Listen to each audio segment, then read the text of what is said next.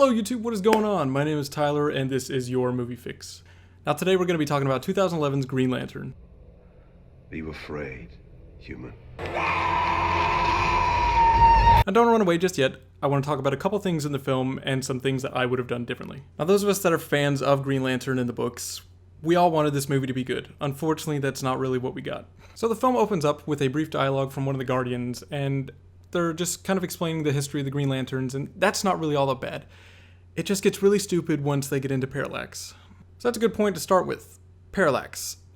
I honestly think that he was an awful choice for this movie and was just executed terribly. I don't really know whose idea it was that thought it was a good plan to make a giant pile of shit that eats your soul and destroys planets. That was just pretty awful. But this is a problem when you have 4 writers. You have 4 people who are credited with writing and another 3 or 4 that are credited with the story. Just the point is, they just should have saved him, should have done him better. He just was executed pretty bad. And then we get into this flashback. This flashback was just done outright terribly. It was full of just cheesy acting, really bad delivery. Even the music was just like stock, awful, cheesy music. I don't know what they were really thinking. The whole thing was just a little insulting to film fans, Green Lantern fans. It was just really stupid. The thing with Green Lantern is he's not Superman. He is not Batman. He's not Spider-Man. We don't need to see his family. That whole thing could have been left out. If you wanted to maybe add in the history of his dad, you could have done this a little better. You know, save it, make it just a conversation, make it a compelling, emotional conversation. Maybe, you know, later in the movie, he's talking about the jacket or something, a conversation with a fellow Green Lantern, but it could have been done better in an emotional scene instead of this really awful, just terrible flashback. Another thing with the villains, Hector Hammond was this really weird choice. With all the yelling and the screaming, just, it really kills you after a while.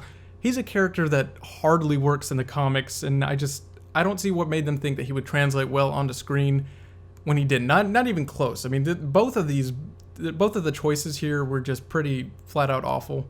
You could have taken out Hector, you could have taken out his dad, the scientist, all of that, all the weird political, the science stuff. All of those characters should have just been taken out. You shouldn't have had them. You know, if you want to have Hector, don't make him the villain. He could have just been, you know, showed up somehow, you know, as an Easter egg or a hint to maybe something down the road, but this movie would have done way better without any of that. All of that was a mess. What they should have done was just focused on Hal, Carol, and his friend Tom. Stick to that. If you're on Earth, stick to the relationship that he has with his friends, and not all this weird, unnecessary drama. But they did have a really cool training sequence with Hal and Carol and the Jets. That was all done pretty good. The CG was a little sketchy. Definitely was not the greatest, but his interactions with Carol was really good. That was really cool. It showed off how arrogant Hal is. That was a really cool character building kind of thing. And I think the way that he got his ring from Abin Sur was actually handled pretty good, with the whole crashing down on Earth, and the ring goes out and finds him, brings him up there. That was all done pretty well. You almost could have started the movie right there at the training sequence instead of that flashback, the weird thing with Abin Sur going to Earth. You could have just started the movie, cut out all that nonsense, and started it right there. Now, ultimately, what makes a movie bad, any movie, is a bad script and a bad story. And while I do think that there were good moments in this movie, there were great characters, ultimately what we did get was a bad script and an awful story. It just was not done good. And at the heart of it, that is what makes a movie bad. You can have great characters, but if you have a bad story, it's not going to matter. And also, I should add that it's really easy, it's too easy to hate on even the good things that are in a bad movie. And with that, I'll say something that might be a little unpopular, but I think Ryan Reynolds was not a problem. I think he was actually really great as Hal Jordan. I think he was pretty inspired. He did a really great job at embodying him. He had the personality, he was a womanizer, he was arrogant, he was really hard-headed, just everything that you wanted him to be. That is what Hal Jordan was. You might have problems with Ryan Reynolds, but he's a fine actor. He just chooses to be in a lot of shitty movies, sometimes really shitty roles, but he was far from the problem in this movie. It definitely was not him. Especially when you get into his conversations that he was having with Sinestro and the Guardians, all of that was just handled perfectly. That was all done really good. And perhaps what I think is really the greatest crime in this movie was Mark Strong's Sinestro. And what I mean by that is I think it's a crime that we probably won't ever see him again. I think he was the best part of this movie. Mark Strong, I think, is probably one of the best, if not the best, castings in a comic book movie ever. He was absolutely perfect as Sinestro. I think Sinestro is actually one of the best characters written in comics, let alone villains. Personally, I know this isn't popular either, but I think Sinestro is better written. He has better motivations than the Joker. I really, really, really wanted to see more of Sinestro and Hal. I think a lot of the fans were missing that. Any of the times that they got on screen, it was just fucking electric. It was awesome to see them interacting. They had great dialogue, great chemistry. You could really feel some tension. For the most part, that was the only time you got it, was between Sinestro and Hal. The movie itself had no build-up, no tension, nothing like that. The tone was kind of just all over the place.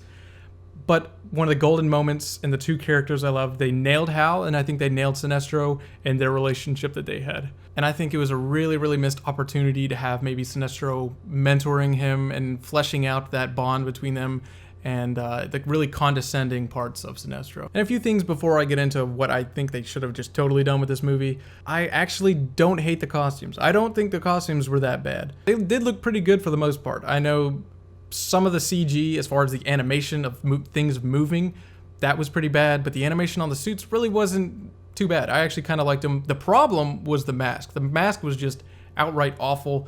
They needed something physical for reference to the rest of the suit, but you have the entire suit as CG, that looked fine, but the mask that really like contoured onto his face, that just, it looked really bad, kind of looked like a bird. I think a problem was the eyes. I didn't like that they made the eyes white. What they really should have done is just, they should have went kind of like the DC Universe Online or even Injustice.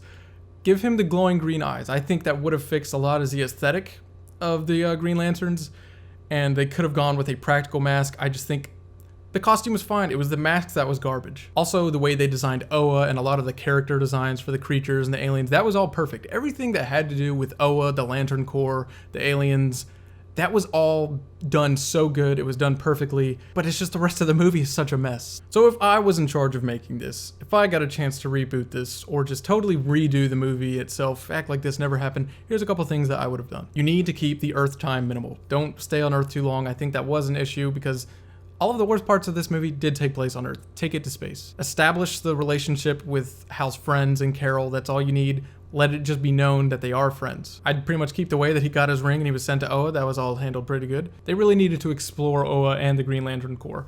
Warner Brothers is sitting on such a rich mythology of characters and history. It has potential to be up there like Star Wars. This could have been so good, but it was a very wasted opportunity, I think. But they need to flesh out the mythology of these characters better. Bring it to space, take it there, keep it there. You could easily make your main characters Hal, Sinestro, Tamar-Re, and Kilowog. Those four, there's your leads right there. That would have been perfect to see a great bonding between these four lanterns. It could be like a sci-fi war adventure kind of film, almost buddy cop. You know, you just got these four Green Lanterns going off. That would have been so much better than seeing something like this. You could really flesh out a relationship with those lanterns. I think if you're going to do Parallax, just acknowledge his existence, but kind of tease it. Like the way they handle him in the books, he's this entity of fear, and they leave him in. He's actually what powers the Green Lantern main battery out on Oa. Leave him in there, kind of hint at him being there, but just leave it there. I think they should have Hal be Hal. He needs to disobey orders. He needs to be his own. He's his own person. He's really arrogant. I think something that they could do is maybe have him go find the Book of Oa. The Book of Oa is something that the Guardians of the Universe, it holds all of their knowledge, the history of the universe, history of the Green Lantern Corps, and it's exclusive to them. It's only for their eyes. No Green Lantern is ever supposed to see it. I think we should have Hal go over, maybe sneak in there, and I think he should take a peek at it. He should kind of discover Riot and the Manhunters. The Manhunters were the Guardians' previous version of the Green Lantern Corps, but they were robots. There was a flaw in their programming, and that led to them accidentally wiping out an entire planet, entire sector on Riot. And what it did is it left one person left behind of this entire race. They scrapped the Manhunter program and started with Green Lanterns who could think on their own and make decisions instead of just blindly following orders. Because of that, it led to an extinction of an entire race. Hal needs to convince the other Lanterns, like Tamar-Re, Kilowog, and Sinestro, to come with him. They need to come with him. You could go on an adventure. You could explore other planets, really dig into the alien thing, and have them go on a bit more of an adventure. This could be an adventure space movie. They could be looking for clues from beings that were actually around when this happened. And a good way to explain it is, the ring holds all of the knowledge. It has all the knowledge that the Guardians have, but they won't have any knowledge of Riot and the Manhunters. They don't let the Green Lanterns know about that. So this would be a good way to explain why they actually have to go from planet to planet exploring and learning from other people. Now this opens up a great opportunity for the Lanterns to actually bond. You could even have Hal actually explain, why he does what he does for a living back on Earth. This would be a good time to have some emotional conversations, talk about his dad, things like that. But no shitty flashbacks. I think one thing that the original film was missing was a lot of the constructs, the hard light constructs that the Green Lanterns have from their ring. What we did get was really good. I think the animations were great, but there wasn't a lot of it. There wasn't really a lot of action in the movie itself, and I think that it's a missed opportunity. The Green Lanterns are very imaginative. There's so much opportunity and imagination that you could be putting into this movie, and we didn't get that. And I think that that's something they really need to hit the next time around. They really need to show what the Green Lanterns can do to really get people to think, wow, these characters are awesome. Lead up to them finding Riot. They need to find Riot. They need to find Atrocitus. Atrocitus is the last remaining person on Riot, the one that was left behind at the end of the Manhunter attack. They need to get to know him as something brief, but he's kind of crazy. Obviously, he's full of rage. He's a very angry person. He's angry at the Guardians. He's angry at the Manhunters. But I don't really need to see a fight between Atrocitus and these guys. Maybe just some altercations, set up this weird relationship between... You need to set up the hatred between the Green Lantern Corps, Atrocitus, and Sinestro. Make him a great character. Make great relationships with these people. You could have a way where maybe there are Manhunters left on Riot. They awaken them. This is where you can have your climax. You can have your action, the great Green Lantern constructs. You can have it all here. Have the Manhunters versus the Lanterns in some kind of way. Do it on Riot. They end up beating it out.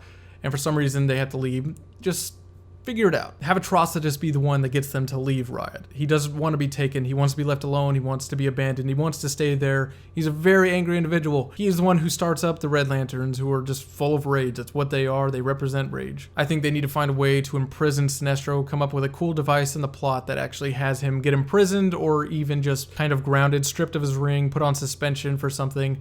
He is in charge of Hal, do something like that. And this could lead to a hatred of the Guardians that leads to him wanting to go off and do his own thing. You need to develop the hatred and the relationship between Sinestro and the Guardians. Even if it's just something so simple as him losing his ring, losing the abilities, and maybe it just ends with the last shot of Sinestro staring at Parallax and the Green Lantern battery. Just something like that. And you can end with Hal going back to Earth, have something with Carol, just a little, but I think that would be a good stopping point. I think when you handle these characters better, you get set up things. Now, you don't need a movie dedicated to making sequels, but you need to have great character development through the films that would eventually lead to Sinestro starting his own corps and Atrocitus starting his own corps.